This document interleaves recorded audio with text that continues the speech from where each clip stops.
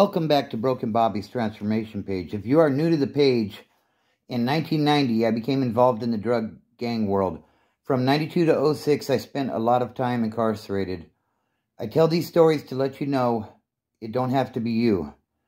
If you're young and thinking about trying something, or you're figuring out how to get out, these are my stories of this lifestyle and how it affected me, and eventually I got out and transformed my life.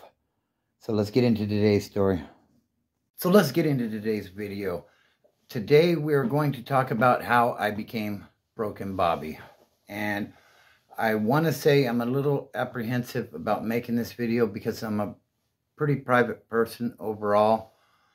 But I feel it's important to lay some groundwork as to how I became who I became. So let's get into today's story. So it's San Bernardino. It's the early 80s, 83, 84. And I was really into sports. I played Little League Baseball and was really good at it. I also liked to play football and basketball, but I never played any organized on any organized teams with that. We'd play pickup football down by the church on the grass and with the homies and stuff. And basketball, I lived right across the street from some basketball courts on 10th Street. So spent a lot of time over there doing that as well.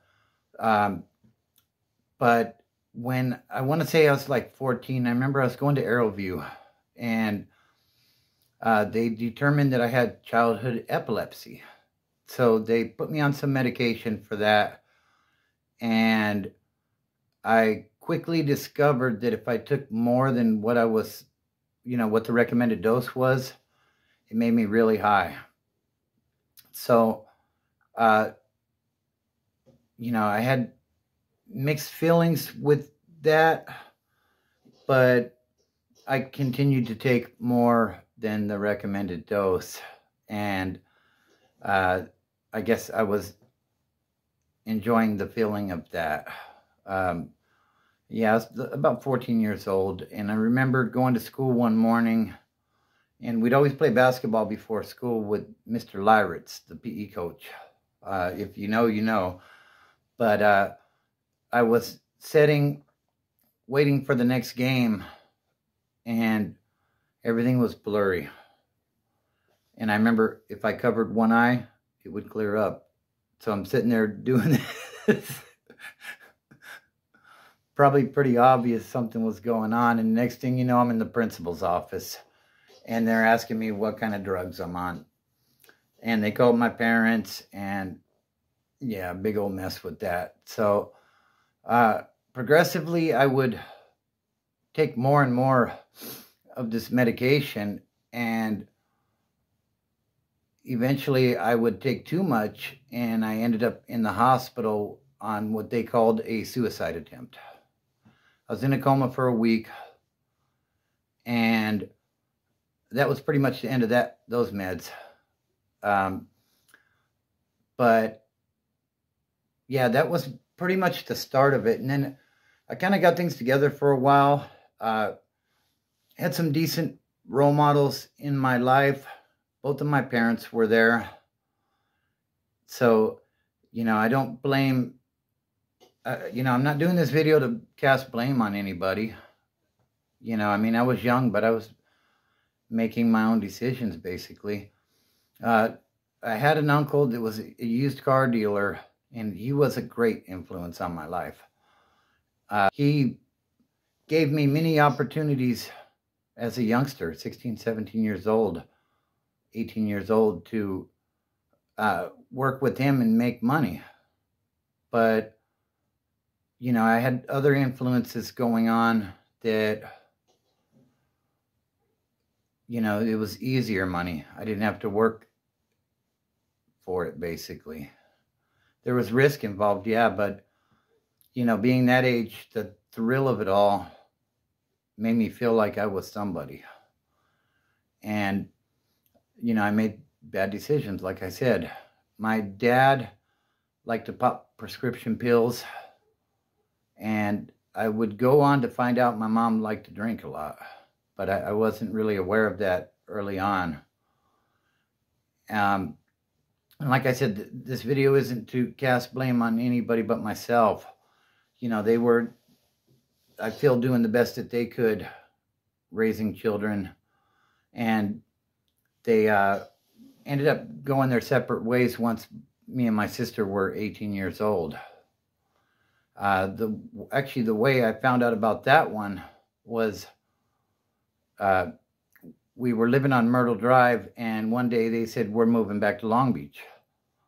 And I said, we are? And they said, no, we are. And I was kind of blown away by that. Ironically, at that time, I was already selling dope and just doing crazy things. We were cooking meth in the garage, you know, blasting off shotguns at 2 in the morning, like doing all kinds of stupid shit, but it seemed fun to me at that time.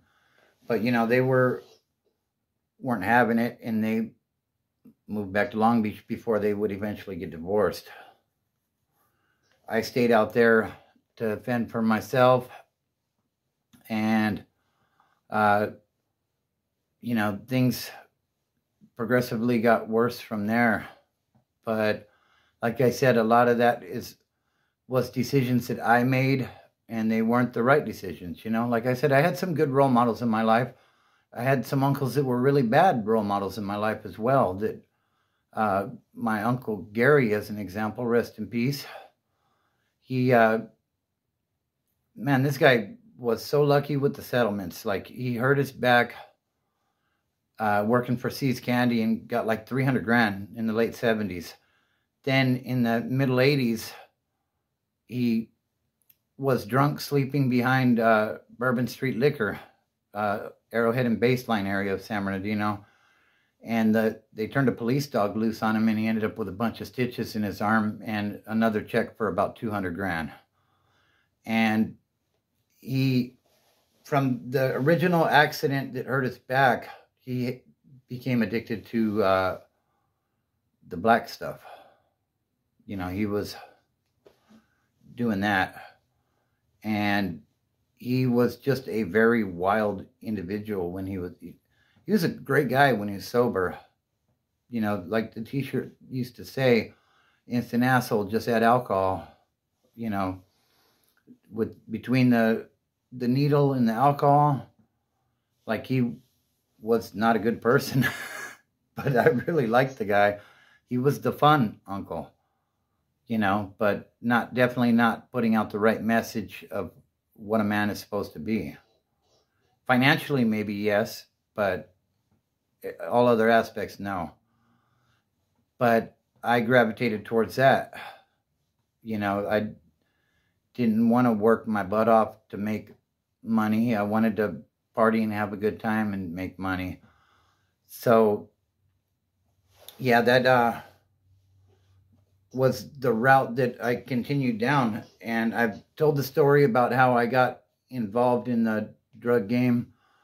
That also happened around that time. I ended up going to jail for the first time in 92. And,